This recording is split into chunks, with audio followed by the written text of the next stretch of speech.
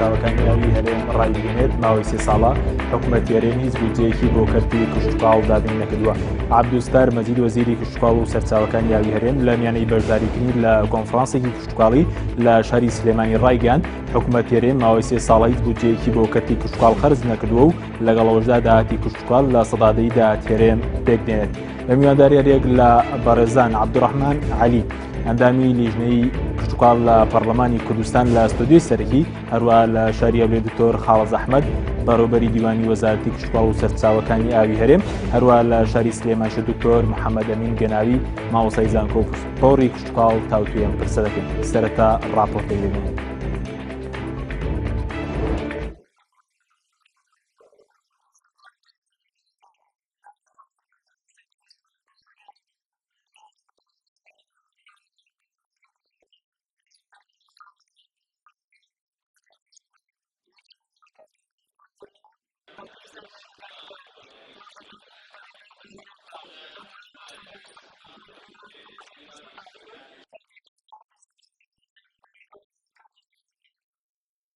گومانم کۆنفرانسە خۆی بۆ ئەوەیەکە بەرهێنەر داخلی کەرتی کشتوکاڵ بێ بۆیە مەزۆ گژووری بازرگانی و پیشەسازی سلێمانی پیاوانیمان بۆ ئەوەیەکەوە بتوانین کشتوکاڵ بکەین بە پیشەسازی کشتوکاڵ بۆ ئەوەیەکەوە ئەو بەرهەمانەی کە لەناو خۆمان پێگا لەناو خۆمانە بفرۆشێەوە ئەوە هاوردەکردنی بەروبووی کشتوکاڵی و ئاژەڵی وای لێبکەین لەگەڕی هەرێم نێر ئەوەی کە خۆمان هەیە لەناو خۆمانە بیفرۆشین بۆ ئەوەی نێری تاریخ قورسیش بەرەو دەرەوەگرەوە و دەستی کاریش بخەینە ئیش بە تایبەتی لەم هەل و مەجلت دارایەسە.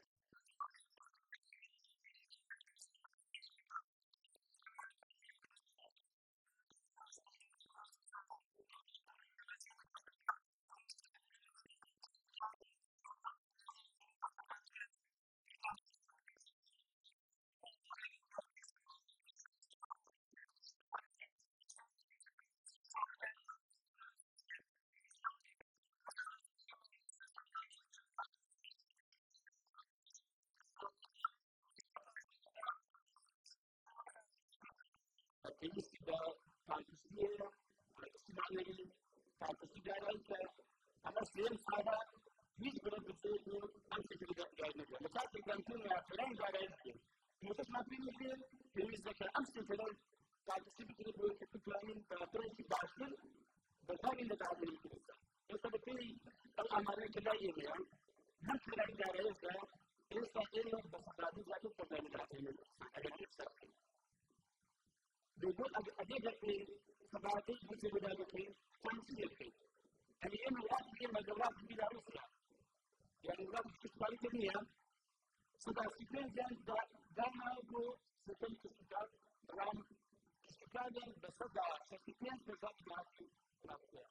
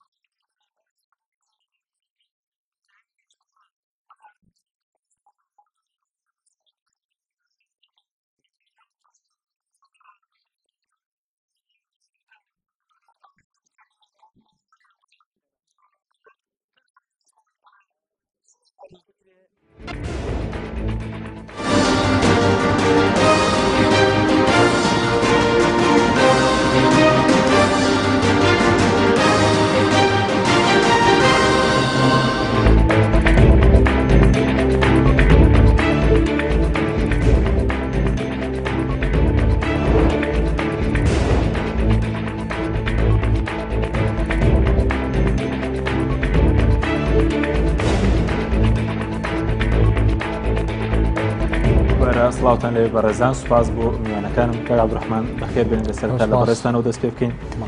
باز ئەمڕۆ لە شاری سلێمانی کۆنفرانسێکی زانستی بەڕێوەچ دەربارەی دۆخی کەرتی کشتوکاڵ حەزەکەم سەرەتا باز لە ئایا کۆنفرانسەکان دەتوان چی لە دۆخی کشتوکاڵ بگۆڕن دوایی بینە سەر کەرتی کشتوکاڵ لە هەرێمی کوردستان. سپاس دیارە کۆنفرانس یا وەرکشۆپ لە هەر بوارێکا بێت دەوری کاریگەری خۆی هەیە لانێکان باز لە گرفت و کێشەکانی ئەو سێکتەرەیە ئەو وارەی کە وەرکشۆپەکەی بۆ کراوە یا سیمینارەکەی بۆ کراوە یا کۆنفرانسەکەی بۆ کراوە باز لەو کێشانەکرێن ئەمڕۆ بە دروشمی کشتتوکاڵ تینووی وەبەرهێنانە بە سپۆنسەری ژووری بازرگانی سلێمانی وەرکشۆپێ یاخود کۆنفرانسێکرا کە ژمارەیەکی زۆر خەڵکی شارەزا بە تایبەت لە بواری کشتتوکاڵ و لە بواری بازرگانی وەبەرهێنانە ئامادەی بوون. باز لە کۆمەڵێک لەو گرفتانە کرا کە ڕوبەڕووی سێکتەری کشتتوکاڵ بوونەتەوە و ئامانجی کۆنفرانسەکە بەگشتی تاکیدکردنەوە لەوە بوو کە پێویستە کەرتی کشتتوکاڵ کەرتی تایبەت ڕۆڵ و کاریگەری هەبێت لە کەرتی کشتتوکاڵە و بازرگانی خۆمان هان بدرێت و ڕۆڵ و دەور و کاریگەریان هەبێت لەسەر وەبەرهێنان لە بواری کشتتوکاڵدا. کەواتە تا ئێستا بڵین کەرتی تایبەت یاخود وەبەرهێنان وەبەرهێنەر نەکراوە لە کەرتی کشتتوکاڵ یاخود ئاستێکی زۆر لاوازدێ ئەگەر بیشکرێ ڕەنگە ڕێژەکە ئەوەندە کەم بێت لە ڕاستیدا نەخوێندێتەوە بەداخەوە ئەوەندەی دەبینین لە هەرێمی کوردستاندا بە تایبەت کەرتی تایبەت کەمترین کاری لە بواری کشتتوکاڵیا کردووە چونکە کشتتوکاڵکردن لە ڕاستیدا هەم پلانێکی درێژخایانی دەوێت و هەم کاتێکی دوور و درێژی دەوێت شتێک نییە وەکو کەرتەکانی کە قازانجێکی ڕەنگە حاضر بەدەست و لە ماوەیەکی کەمە دەست بکەوێت شتێکی لە بابەتە نییە بۆیە کەمە ڕێژەی وەبەرهێنانەکە کەمە لە ڕاستیدا و لە چاو ئەو هەموو کشتتوکاڵ کە لە هەرێمی کوردستاندا ئەو هەموو زەویێمان هەیە ئەو هەموو سێکتەری کە لە وەزارەتی کشتتوکاڵە دیارەکڵی وەزارەتی کشتتوکاڵ و سەرچاوەکانی ئاو دوو ئاسایشی گرنگی پێوەبەندە کە ئاسایشی خۆراک و ئاسایشی ئاوە زائیدن کۆمەڵە سێکتەری کێش دەگرێتەوە بۆیە دەکرێت لە یەکێک لەو عنی لە بواری ئاژەڵداریایە لە بواری پەلەوەرایە لە بواری سەرچاوەکانی ئاوایە لە هەموو ئەم بوارانە بازرگانانی خۆمان هەر بدرێن لانی کەم چونکە بۆمان دەرکەوت لە چارەکە سەدەی فەرمانڕەوایی حکوومەتی هەرێمی کوردستاندا لە ڕاستیدا کەرتی گشتی نەیتوانی کەرتی کشتتوکاڵ بژێنێتەوە بۆیە باشترین شدەوەیە هاوشانی کەرتی گشتی کەرتی تایبەتی ڕۆڵ و کاریگەری هەبێت لە بژانەوەی کەرتی کشتتوکاڵ. سوپاس دەکەم دواتەگەرم و لای بەڕێز دەگەر بچینە لای کاک دکتۆر خاڵس لە هەولێرەوە. کاک دکتۆر زۆر سوپاس بۆ بەشداریت. دەمەوێت باز لەوە بکەین کە ئەمڕۆ ئەم کۆنفرانسە بەڕێوەچووە باز لە غیابی سەرمایهداران و بازرگانانی کورد دەکرێت لە کەرتی کشتتوکاڵدا. ئێوەکو وەزارەتی کشتتوکاڵ چ ئاسانکاریەکتان کردو هەم بۆ وەبەرهێنەرانی ناوخۆ هەم بۆ وەبەرهێنانی دەرەکیش بۆی کە وەبەرهێنان لە بواری کشتتوکاڵدا بکرێت بە ئامانجی پەرەپێدانی ئەو کەرتە؟ بەڵێ زۆر سپاس بۆی بەڕێزیش من سەرەتا دەستخۆشی لێوە بەڕێز دەکەم کە ناوە بەرنامە لەو جۆرە ساز دەکەن لە بەرەوەی ئێستا کەرتی کشتتوکاڵ بەڕێزتان ئاماژەتان پێکرد یەک لەو سێکتەرە گرنگانەیە کە دەبێت هەم حکوومەت هەم ڕاگەاندن هەم پەرلەمان گرنگی تایبەتی پێ بدە بۆ بژاندنەوەی ئەو کەرتە و خستنە سەر پێی خۆی تاوەکو هەرێمی کوردستان لەو قەرانەدارەیە بە جۆرێک لە جۆرەکان بتوانین بیبینە بڕی ئەمان و بەخێراتی میوانە بەڕێزەکانیشت دەکەین. تەمان ئێمە لە وەزارەت لە کابینەی نوێی حکوومەتی هەرێمدا هەولی ئەومان داوە کە کەرتی کشتتوکاڵ بهێنە سەر ڕێگە ڕاستی خۆی وەکو جەنابی وەزیریش ئەمڕۆ ئاماژەی پێکرد. خۆشبەختانە ئێستا هەنگاوی ڕاستی و دروستی ناوە لەسەر ڕاستە ڕێگای خۆی بەڵام ئەوەی کە ئێمە ئێستا افتیقاری دەکەن نەقسمان هەیە بەڕاستی نەقس لە وەبەرهێنانی کشتتوکاڵی هەیە وەکو بەڕێز لە راپۆرتەکە ئاماژەی پێکرا کە کەمتر لە سەتایەکی وەبەرهێن ینی ئەوانەی کە پرۆژەی وەبەرهێنانیان کردووە لە هەرێمی کوردستان کەمتر لە سەتایەکی وەبەرهێنی کشتتوکاڵی بوون. اینجا ئەوانە چ بۆ وەبەرهێنی ناوخۆ بن یاخود وەبەرهێنی دەرەوە هاتبن لەو کەرتە وەبەرهێنیان کردوێ. ئەو سەتایەکەش هەر هەمووی تەنفیز نەکراوە بەڵکو احتیمالە بەشێک لەو سەتایەکەی تەنفیز کراوە بەشێک لە پرۆژەکانی کە ئێستا لە بواری جێبەجێکردن یاخود ڕاوەستەن. بۆیە ئەمە بە بڕوای ئێمە ئەو کەرتە پێویستی وەبەرهێنان هەیە. بژاردنەوەی ئەو کەرتە تەنیا بە وەزارەتی کشتتوکاڵ ناکرێ بەڵکە دەبێ وەبەرهێنی ناوخۆ و وەبەرهێنی دەرەوەش بێن لەم کەرتە وەبەرهێنان بکەن چونکە تەنها ڕێگا بۆ بژاردنەوەی ئەو کەرتە و ساکردنەوەی بەربوومەکانی بریتێ لە ڕاکێشانی دەستی وەبەرهێنی چ ناوخۆ چ دەرەشی. ئێمە بۆ وەرهێنی ناوەخۆ دیارە ئەمڕۆ کۆنفرانسە کراوە یان ئێمە دەستخۆشی لە ژووری بازرگانی پیشسازی سلێمانی دەکەین کە سپۆنسەری ئەم کۆنفرانسای ئەمڕۆ بوون و چاوەڕێنەوە لە ماوەیەکی کورتی کەشدا لە دهۆچیش شاری دهۆچیش کۆنفرانسێکی وەرکشۆپێکی لەو جۆرە دەکرێتەوە ئینشاءالله و بۆ بەڕێبهێنانی دەرەچیش ئەوانی کە لە دەروی وڵاتن دیارە جەنابی وەزیر و ستافی وەزارەتیش لەو فترەی ڕابرد و چەندان زیارەتی دەروی وڵاتیان کردووە من بەشێک لەو زیارەتانە لەگەڵیاندا بووم داوامان لە زۆرێک لە وەبەرهێنانی دەرەوە کردووە کار ئاسانیمان بۆ کردن کە بێن لە کوردستان وەبەرهێنی کوشتتوکاڵی بکەن چکە بەڕای ئێمە هەم دەستی دەرەوە هەم دەستی ناو خۆش ئەگەر خەڵکی خۆمان بێ وەبەرهێنی کوشتتوکاڵی بکاتە سەوڕ دەکەم لە مودێکی کورددا ئێمە بتوانین بەشێکی باش لەو بەروبوومە خۆماڵیانێکی ئێستا هەمان زۆر باشە کاک دکتۆر برێ بە کەرتی کوشتتوکاڵ لە هەرێمی کوردستان بدەین زۆر باشە سەبارەت بۆ ئەگەر بە کورتی قسە لەسەرەوەش بکەین ینی ئێستا ئەوەی کە بەڕێز وتێت وەبەرهێنان لە بواری کوشتتوکاڵ لە هەرێمی کوردستان لە سەدا یەکە ینی هۆکارەکەی دەگرێتەوە بۆ حکوومەت یاخود دەگرێتەوە بۆ وەبەرهێنەران هۆکارەکەی چیە کە وەبەرهێنان لە کەرتی کوشتتوکاڵە زۆر کەمە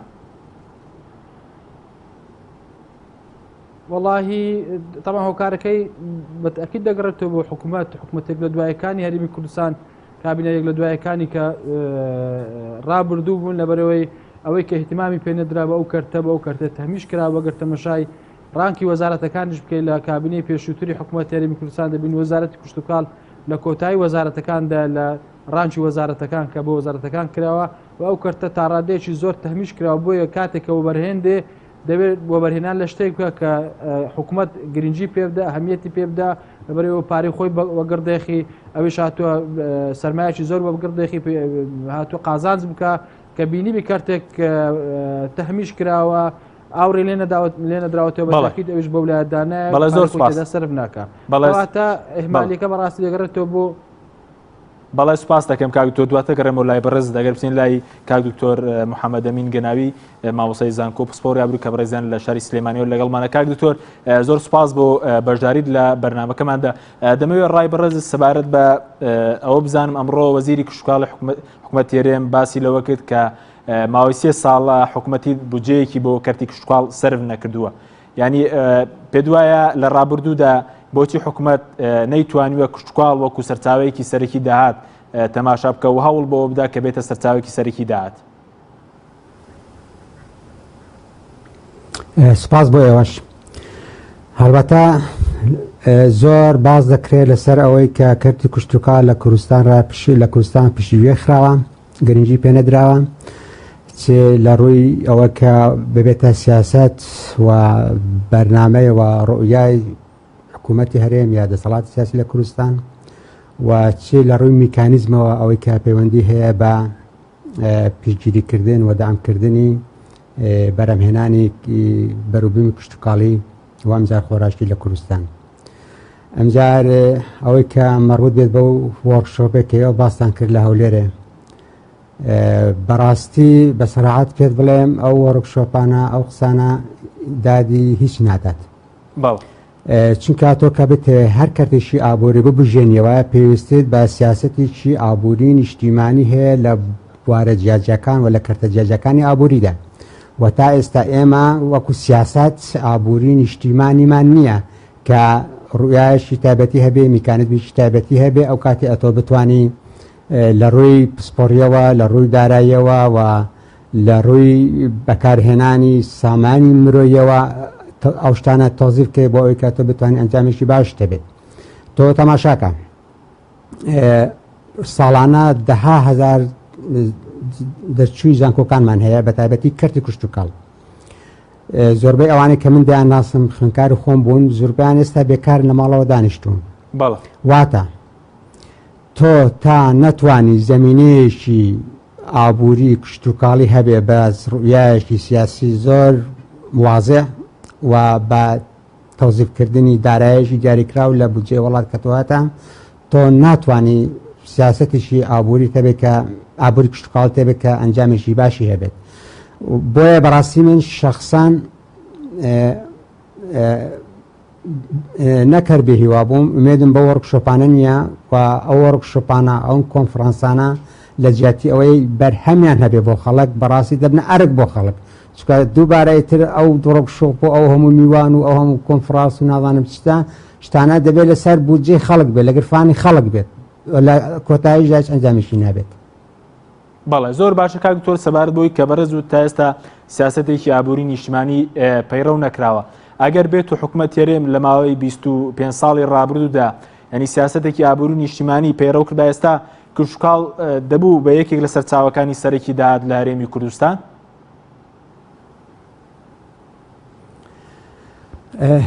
دەزانی چۆنە کاشی من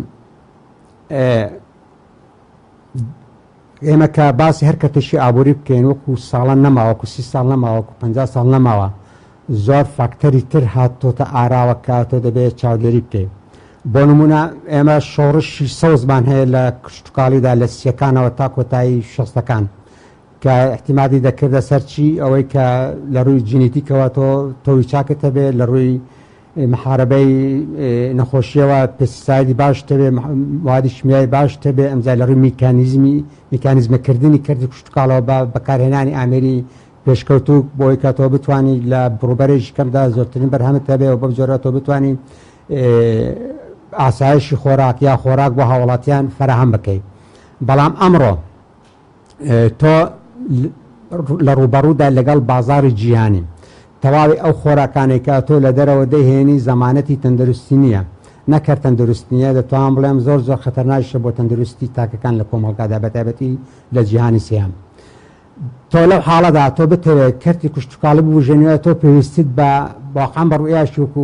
فراوانی سیاسی هەیە کۆمەڵایەتی هەیە ئەمجار لە کوردستانیدا ئەمڕۆ هەموو شتێک مشەوەه بووە تۆ شار لەگەڵ دێت تێکڵاو بووە ئەرزی کشتتوکاڵی نەماوە ئەمجار وەکو وتم تۆ لە ڕوبەڕووبوونەوەدا لەگەڵ بازارش فراوانتر ئەو زمانە نەماوە تۆ کە بە دوو نەمزەوی بتوانیت بەروو بمێکت هەبێت و هەندێک مانگاو بزن و بتوانانی بژی خۆتی لێ فراهەم بکەی تۆ لەگەڵ بازارشی گەورەتردا ڕوبەڕووی بۆیە دەبێت مەسەلەن ئەو کەسێک کە بەرهەمی هەبێت لەسەر ئاسی نیشتیمانی دەبێت بەڕاستی بۆی دیاری بکرێ مەسەلەن لە چەند هێکتارەوە ئەو کابرا دەتوانێت پێ بڵێ بەرهەمێنەر یا جوتیار چونکە ناکرێت کابرا بە دۆنێشی بەشی خۆی ناکات بازارەکە شتێک دەدات ئەتۆ پێ بڵێ بەرهەمهێنەر بۆیە بەڕاستی ئەگەر بتێت کەرتی کشتتوکاڵ بێن لەسەر هێڵێک کە مانای هەبێت کاریگەری هەبێت پێویستی بە ڕوویاکی سیاسی هەیە پێویستی بە پسپۆڕی هەیە و پێویستی بە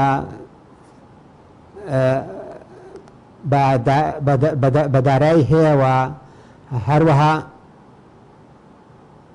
بەشداریکردنی تەواوی کردەکانی تر لە بەڵێ سوپاس دەکەم کاک دکتۆر دواتر دەگەرم وڵای بەڕێز کاک دکتۆر لەگەڵمان بینەوە کاک عەبدوڕحمان ئەگەر بێم وڵای بەڕێز سەبارەت بەوەی کە ئەمڕۆ وەزیری کشتتوکاڵ باسی لەوە کە لە ماوەی مەسەلەن ڕابردوودا سێکتەری کشتتوکاڵ سێکتەرێکی فرامۆشکراوە بووە ینی بۆچی ماوەی 3 ساڵە حکوومەت هیچ بودجەیەکی بۆم کەرتە دابین نەکردووە یعنی ئەگەر بودجە بۆم کەرتە دابین بکرێت ڕۆڵێکی گەورەی نابێت لە داهاتکردنی داهات بۆ هەرێمی کوردستان بەتاکید دیارە کوردستان هەر بۆ خۆی خاکەکەی پێکهاتەکەی کەشوهەواکەی واتە هەموو ڕەگەزەکانی کشتتوکاڵکردن لە هەرێمی کوردستاندا بوونی هەیە و ماوەی 3 ساڵە ڕاستە بودجە نهاتۆتە کوردستان و لە پەرلەمانی کوردستان تەزدیق نەکراوە بەڵام با پرسیارە بکەین ئایا کە لە ساڵانی ڕابردووە لە 2004ەوە تا 2013 ئەو هەموو پارە خەیاڵی هاتوۆتە هەرێمی کوردستان حکوومەتی هەرێمی کوردستان سەدی چەندی بۆ بژانەوەی پەرەپێدانی کەرتی کشتتوکاڵ تەرخان کردووە ئەگەر سەیری بودجەی وەزارەتی کشتتوکاڵ بکەین کە وەکو پێشتر وتم دوو ئاسایشی گرنگی خۆراک و ئاوی پێوە بەندە سیرەکەین لە 1.8 دیاری کردووە کە ئەمە لە ڕاستیدا بەو بودجەیە هەتا دنیای کەرتی کشتتوکاڵ نەگەشەناکە بەڵکو بەرەو پوکانەوەی تەواوە چێت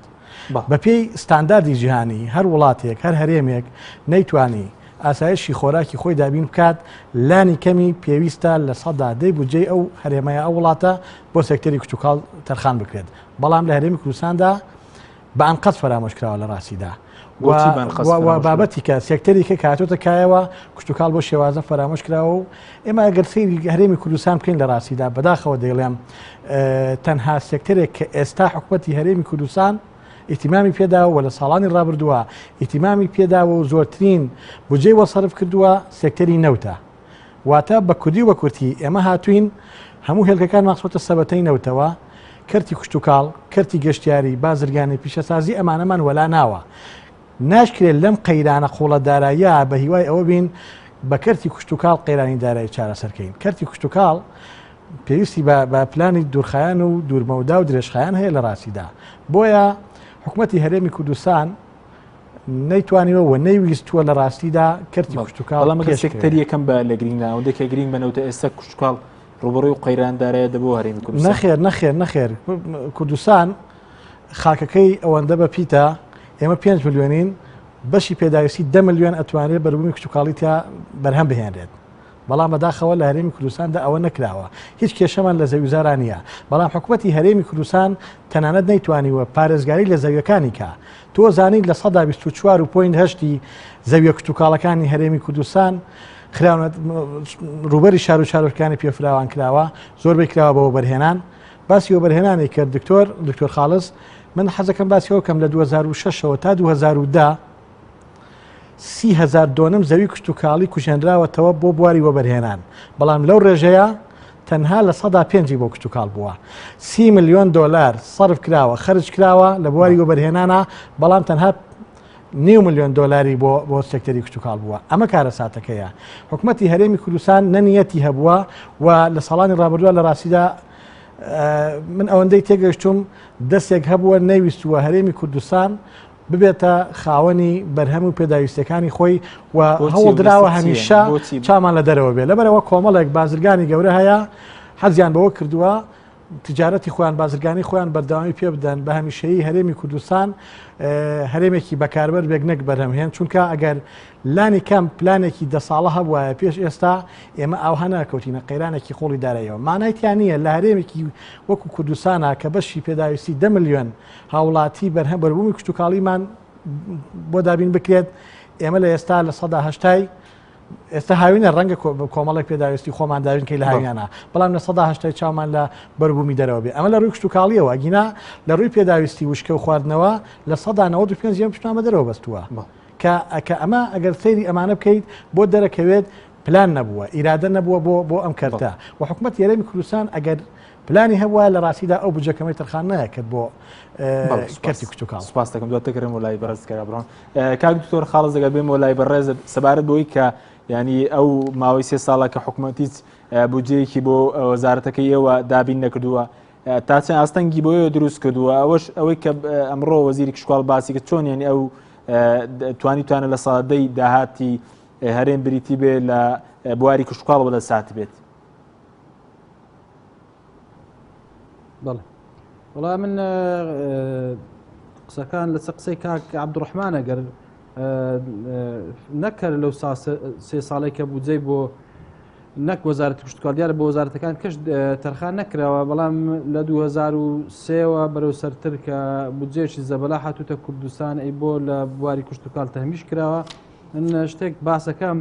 تەمان 4 ڕەکیزەی ئەساسی هەن بۆی هەر وڵاتێک ببێتە وڵاتێکی کوشتتوکاڵی پشت بە کوشتتوکاڵ بەستی. ئەوانیش ڕەکیزەکانی خاک کە لە کوردستان الحەمدوللا خاکێکی بەپیتەیە،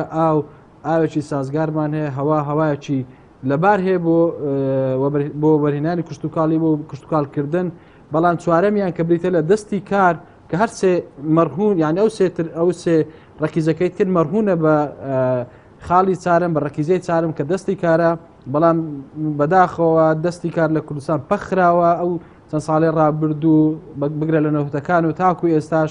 دەستی کار بەکارهێنراوە بۆ سیڕاعکردن لە بینی ئەحزاب بۆ پاراستنی و بەرژەوەندی تاکە شخصی حزبی بەکارهێنانی بۆ کە تەعین کراوەواتە بەلاڕێدا بردراوە بۆی حزبەکەی ئەو بپارێزێ. بۆیە تاکید کەرتی کوشتتوکاڵ لەو چەند ساڵی ڕابردوو بەو نەهامەتێکیش کە ئێستا ئێمە لە وەزارەتی کوشتتوکاڵ بە جوهودێکی زۆر ینی لەو فترەیەکە ڕابردووە هەم لژنەی کوشتتوکاڵی ئەندامانی پەرلەمانی بەڕێز لژنەی کوشتتوکاڵی کە یەک لەو لژنە فعالانی ئێستا پەرلەمانی کوردستان کە زۆر ماندوون ڕۆژانە ئێمە لە هاموشکردنی ئێمەدان ڕۆژانە بەدەم کێشەکانەوەن و وەزارەتەکەی ئێمەش بە خودی جەنابی وەزیرۆش کە بە بەردەوام وەکو خۆتان دەیبینین لە ڕاگەیاندنەکانیش شادی ئەوان کە بە بەردەوام لە کار و چاڵاچیدا بەردەوام لە هەوڵدان بۆی کە ئەو کەرتە بینەوە سەر ڕێگە ڕاستی خۆی. ئەو 3 ساڵێک کە بودجە بۆ وەزارەتەکەی ئێمە تەرخان نەکرەوە بە تاکید عەرقەلەی زۆری خستە بەردەم کارەکانمان. بەتاکەیت سستێکی زۆر لە ینی ئەو سستێکی ئێمە هەستی پێ دەکەین یاخود دەست بۆ هەر بوارێک دەبێن کە دەمانێت بیبژێنەوە بەتاکیت پێویستی بە بەشێکی باش لە ڕەبوجە هەیە کە ئێمە ئێستا ناتوانانی دابینیکەین بۆی ناتوانین بەڕاستی کارەکانمان تاکو سەر ببین و من حقیقەتەن ئەوەی کە کاک دکتۆر محەممەد ئەمینیش باسی کرد کە فعلەن حکوومەتی هەرێمی کوردستان تاکو ئێستا سیاسەتێکی واضحی نیە بۆی کە چ کارتێک احتیمان بە چی کارتێک دەدا سیاستەکە واضح نیە بۆی ئەگەر سیاسەتێکی واضحی هەبێ بڵێن کاکە جان ئێمە وەکو حکوومەتی هەرێمی کوردستان وەکو ئەم هەرێمە کارتی کوشتتوکال یاخود ئەو نەکرد کارتی کوشت هەڵ کارتێکی ترژبی وەکو سیاست ئێمە ئێستا گرنگی بەو کارتە دەمانێت ئەو کارتە بژێنەوە تاکو بێتە پاڵپشتێکی باش بۆ دەرهێنانی هەرێمی کوردستان لە وەزە قورسەیەکی ئێستا تێکەوتووە زۆر بۆیە بەڕاستی تەرخان نەکردنی بڕی بودجەی شایستە چ لە ئێستا و چ لە ساڵەکانی ڕابردوش کە عەبدوڕەحمان باسی کرد ساڵەکانی ڕابردوش ئێمە بە کەمتر لە 200 بودجەی هەرێمی کوردستان بۆ ئێمە تەرخان کراوە کە بەڕاستی ئەوان یعنی کەمترە لە هەموو ئەگەر تەمەشای کۆی هەموو جیهان بکەی باوەڕاکەم هیچ وڵاتێک بەقەدەر وڵاتی ئێمە زراعی تەهمیش کرد بێت اتحادی ئەوروپی زیاد لە 130 داتا ئێستا دەرێ زیاد لە 140 بودجەی اتحادی ئەوروپی تەرخان کردو بۆ بواری کوشتتوکاڵی کە گە تەمەشای اتحادی ئەوروپیش بکەین تەمەشادەکەی هەموو وڵات زۆربەی هەر زۆر وڵاتەکانی وڵاتی پیشەسازین تەمەشای وڵاتانی ئەگەر وڵاتانی زراعی بکەیت تەمەشای بودجەیەکی زۆری بۆ کارتی کوشتتوکاڵ تەرخان کردووە کە کردوێتە کارتێک کە ئەم کارتەش بەتاکید بە بڕێکی زۆر زیاتر لە بڕی خۆی توانێت ئەوە هەیە بەشدار بێت لە داهاتی ئەو حکوومەتێک کە احتیمام بواری کوشتتوکاڵێکێتدا ئێمە لەگەر ئەو نەهامەتی کە ئێستاش ئەو کارتە هەیتی لەگەر ئێو بێبودجەیە کە ئێستا ئەو کارتە بۆ ئەو کارتەکە تەرخان نەکرێت خۆشبەختانە توانیمانە بە بەشێکی باش لە بودجەی هەرێمی کوردستان ئێستا بەشێکی باش ئێمە بەشدار بین لە دابینکردنی بودجەی هەرێمی کوردستان کە ئەو ڕۆژەناوی وەزیرش باسی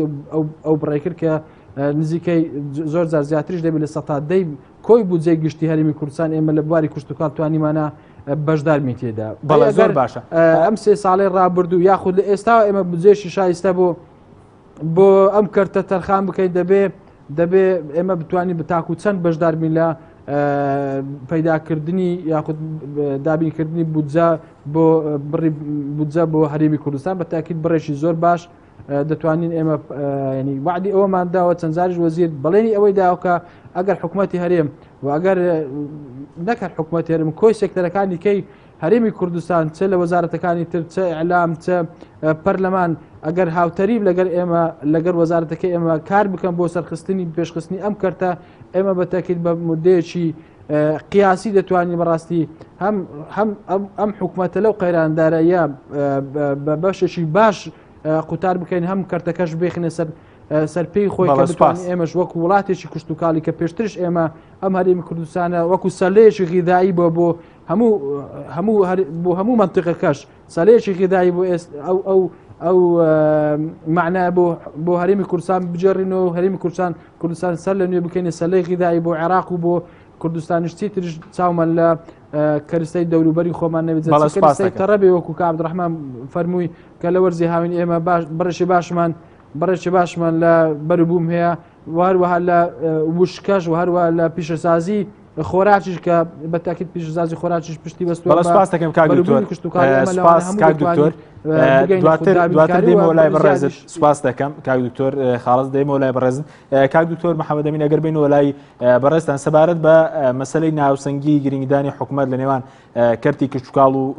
کەرتی نەوتدا ینی بۆ سەقامگیری ئابووری لە داهاتووی کوردستان کامیان زیاتر دەبێت هەرێمی کوردستان پشتی پێ ببەستێت بەوەی کە ببینە خاوەن ئابووریەکی نیشتیمان لە نێوان نەوت و کچوکاڵە سپاس خۆڕاستی لە کوردستان ئیحتیمام بە هیچ کەرتێک نەدراوە کە ببێتە مایەی ڕەفاهیەت و خۆشگوزەرانی بۆ خەڵک ئەگەر بڵێ حکوومەتی هەرێم یا دەسەڵاتدارانی هەرێم گرنجیان بە نەوت داوە و بووەتە خۆشگوزەرانی خەڵک ئەو واقعی ئەوڕێ کوردستانی هاوڵاتیان دەبینی چۆنەوە بەڵگەیەکە پێویستی بە نقاش ناکات واتە حتا ئەو کەرتەش کە حکوومەت بە خۆی پێوە گرنگی پێداوە لە زیان زیاتر بۆ خەڵکی کوردستانی نەبووە جا چ جایبگا بەو کەرتانەی کە ئۆڕێدی کە تا ئێستا مەسەڵەن پشتگوێ کراون لەوانە کەرتی کشتتوکاڵ ئەمجار تۆ تەماشاکە هەموو کەرتەکانی ژیان لە کوردستانیدا بە تەواوی پەک خراوە کەرتی تەندروستی وێرانەیە کەرتی پەروەردە وێرانەیە کەرتی کشتتوکاڵ وێرانەیە سەرچاوی ئابووریت نییە داهاتویەکی زۆر ناخۆش زۆر ڕەش کە ئینسان ناتوانێت تەسەووڕی کە چاوەڕوانی خەڵکی کوردستانی دەکە ئەگەر بێت و گۆڕانکاری جدی و جدی لە سیاست و دەسەڵاتی سیاسی دانەکرێت لە کوردستانیدا و سپینە خەڵکی کوردستانی زۆر خراپتر تەجربەی خراپتریان دەبێت لەوەی کە ئێستا هەیە جا بۆیە بەڕاستی من شخصان و دڵنیام خەڵکی کوردستانیش لە قسانە ماندوو بووە ئەمە کەرتن هەیە و ئاون هەیە و خاکن هەیە و نازانم ئەو قسانە هەموو کەس دەیزانێت بەڵام پرسیاری جەوهەری ئەوەیە تۆ چی دەتوانیت بکەیت چی دەسەڵاتێکی سیاسی دەتوانێت لە کوردستاندا دروستکەیت کە بتوانێت واقعا خەمی خەڵکی هەبێت خەمی وڵاتی هەبێت خەمی قوتی مناڵانی کوردستانی هەبێت پرسیاری جدی عزیزم ئەوەیە و تا ئەوەش نەکرێت تا خەڵکیی مەسئول بەمانای کەلیمە مەسئول و قابل لێپرسینەوە نەبێت لە کوردستانی حاکم نەبێت تۆ ناتوانێت چاڕوانی ئاەندەیەکی ئابووری باش لە کوردستانیدا بەڵێ زۆر باش ئەوەش چۆن دەکرێت ئەوە دەمێنێتەوە بۆ کۆمەڵانی خەڵکی کوردستانی کە دەبێت بڕیاری خۆیان بدەن بەڵێ کاک دکتۆر وەکو شتێکی ئابووری بەرز وتت حکومەت مەسەرانگریداوە بە کەرتینەوە بەڵام لە بەرژەوەندی خەڵکدا نەبووە مەبەستمەوەی ئەگەر ئەم کەتە لە بەرژەوەندی خەڵکدا بووە ینی گرنگی دان بە کەرتی کشتتوکاڵ بۆ داهاتووی بۆ ئابووریکی نیشتیمانی بۆ سەقامگیری ئابووری بووە تا سەقامگیری سیاسی لە داهاتوە سەربەخۆی ئابووری سیاسی کامیان دەکرێت لە ڕووی ئابووریەوە لە ڕووی زانستیەوە پشتی پێ ببەسی جارێ بەڕاستی مەسەرەن ئەگەر و ئەگەر مەسەرەن پرسیاری ئەگەر وەڵامی ئەگەر حەز ناکەم ئەکەیت ئەگەر لە 25 ساڵەمە پێش ئەگەر دەسەڵاتێکی تەندەروست مەسئول لە کوردستانیدا حاکم بایە ئێستا ئێمە بێ داهاتی نەوە دەتوانی لە کوردستاندا بە کەرتی کشتتوکاڵ خۆمان بژێنین با یەک نمونە بۆ بێنمەوە ساڵی 2004 پێش تقریبان 12 ساڵ من پرۆژەیەکم نووسی بۆ ئاوادانکردنەوەی کەرتی کشتتوکاڵ لە کوردستانیدا باوکاری چەند ڕێکخراوێک و ئامادە بووین کە تەنها لە پارێزگای سلێمانی لە ماوەی ساڵێکدا شیری مناڵان لە 6 ساڵی تا 5 ساڵی هەر ڕۆژە لیترێکشی وەربگرن و ئەمجار بەداتا بە عسا کردومانە کە تەنها لە پارێزگای سلێمانی داهاتی شیرەمەنی 2 ملیار دلار دەبوو ئەوە جگەیت لەوەی کە ئەمە دەماتوانی نەک ئەوانەی کە لە کەرتەکانی کشتتوکاڵ و پەیمانگەکانی کشتتوکاڵ دەدەسن لەو کەرتی کشتتوکاڵ و شیرەمەنی داعش بکەن باوکو لەوانە پێویستمان بە هێزی کاری بیانی شەبا بۆی کە بتوانێت هاوکار بێت لە بەرهەمێناندا بەڵام باوەڕکە من چەند محاوەڵەم کرد لەگەڵ ئیدارە و کاتی ئێرە ئەمجا لەگەڵ ئیدارەی هەولێرێ تۆ چەند وەڵام تۆ گرتووە منیش ئەوەندە وەڵام گرتووە بە مەرجێک هیچ لەسەر ئەو دەسەڵاتدارانە نەدەکەوت تەنها ئەوانە ئیرادەیان هەبا جا بۆیە من بەڕاستی کە باسی کەرتی ئابووری دەکرێتەوە هەر کەتێک بێ نەوت بێ کشتتوکاڵ بێ یا هەر کەتێکتر بێت من ئایندەی تێدا نابێنم چونکە ئەو حکوومەتێک کە هەمانە ئەو دەسەڵاتی سیاسی کە هەمانە هیچ پێناسەیەشی ئابووری نییە بڵێ پێناسەی ئابووری حکوومەت ئەوەیە کە لە ماوەی 5 ساڵدا فلان کرد دەبژێنێتەوە بە زۆرێک کە لە خزمەت کۆمەڵانی خەڵکی کوردستانیدا بێ لە ڕووی بژێوی ژیان لە ڕووی خۆشگوزەرانی لە ڕووی داهات بەڵام بە پێچەوانەیەوە ئێستا تۆ لە کوردستانی دەبینی ڕۆژ بە ڕۆژ وەزە خراپتر دەبێت تۆ نەوت دەفرۆشی پارە نییە نازانم دوای تەماشاوێکی قەرزداری هیچیش نییە ئێستا پێ بەگوێرە و حسانێکە هەیە مەسەن هەر تاش کوردستانی 5,000 دلار قەرزدارە هیچیشی نەبینەوە نەنەوتی بینەوە نێتشی وەرگرتووە بۆیە دووبارەی دەکەمەوە تا ئەو سیستەمە سیاسە نەتوانێت پێناسەیەکی ئابووری نیشتیمانی هەبێت سیاسەتیشی ڕۆشنی هەبێت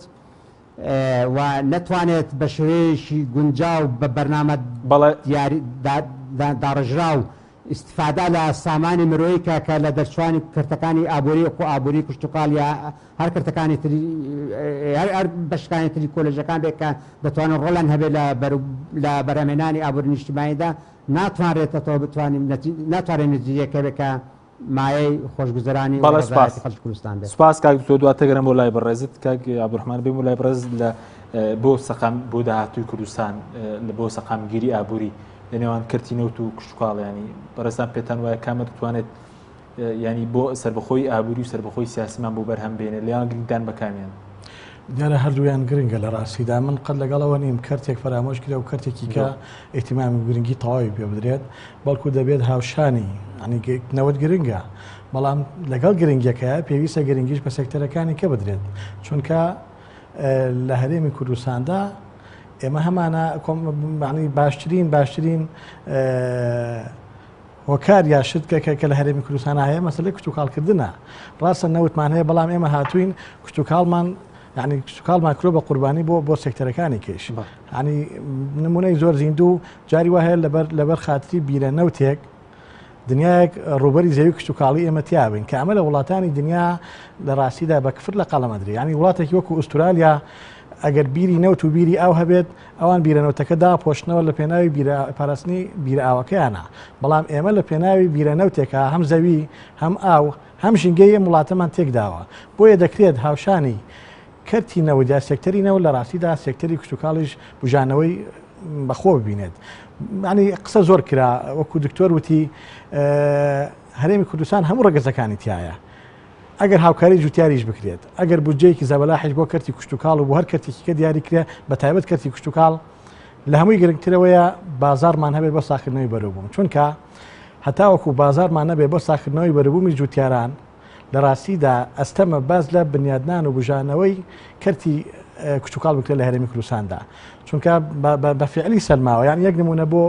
ئەوەی کە چەندە مهمە بە بازارکردن لە ساڵی 2009 لە هەرێمی کوردستاندا تەنها 218,000 تەن بەرهەمی دانەوێڵە گەرممان هەبووە بەڵام بە حکمی ئەوەی حکوومەتی عێراقی لەم ساڵانە بە بازارکردنی کرد واتە گەرمەکەی لە جوتیاران وەرەگرتەوە لە ساڵی ڕابردووە کە 2015 ڕێژەکە گەشتە 912,626 تەن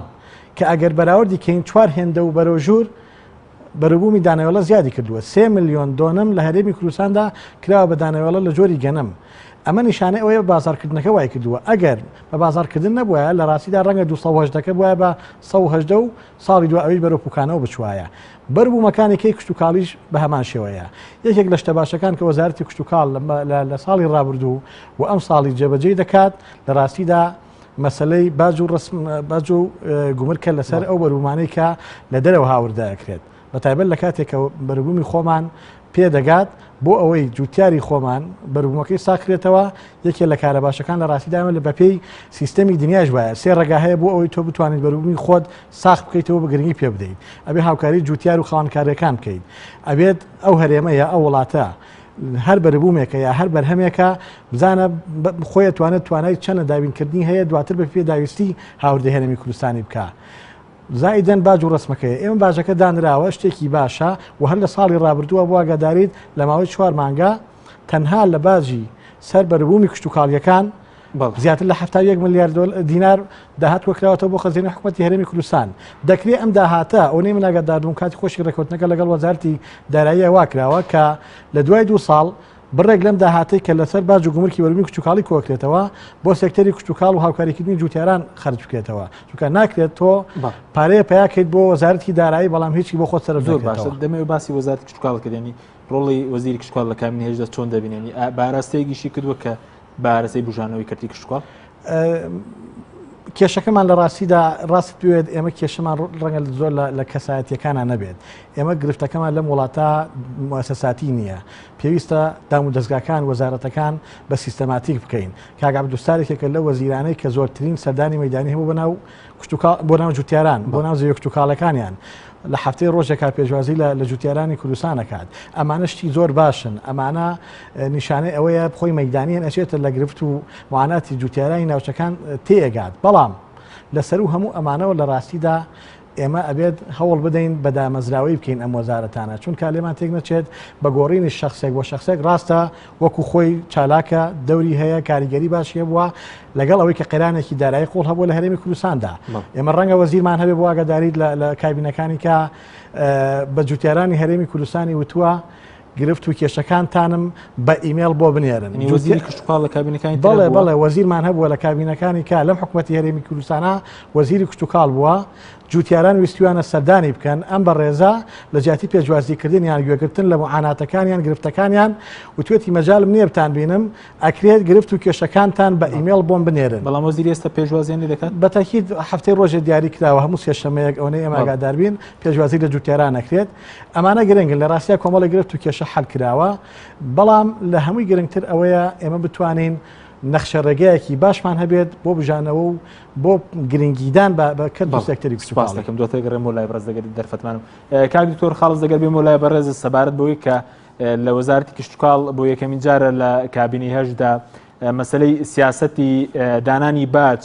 لەسەر بەربوومی دەرەکی پەیڕەو دەکات و پێشتر وەزیری کشتتوکاڵ لە چاپێکەوتنێکی ئێمەدا باسی لە نیگەرانی وڵاتانی دراوسێ کرد بەوەی ئەوەی کە لە کابینە هێشت و لە وەزارەتی کشتتوکاڵەوە باز لەسەر بەربوومی ناوخۆی دانراوە ئێستا ئێوە چیتان کردووە بۆ پاراستنی بەربوومی ناوخۆی و لە چ ڕوویەکەوە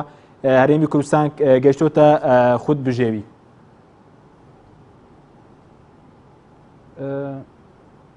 بەڵێ ئێمە وەکو جەناوت باست کرد لە کابینەی وزارەی حکوومەتی هەرێم وزارەتەوەی کە ئێستا مەدەست بەکاربوون لە وەزارەتی ئێمە باجی لەسەر بەربوومی هاوردەدانەوە لە کاتی پێگەشتنی بەربوومی خۆماڵی کاتێک کە بەربوومی هەر بەربوومێکی خۆماڵی پێ بگا دیارە ئەو بەربوومەی یەکسەر لە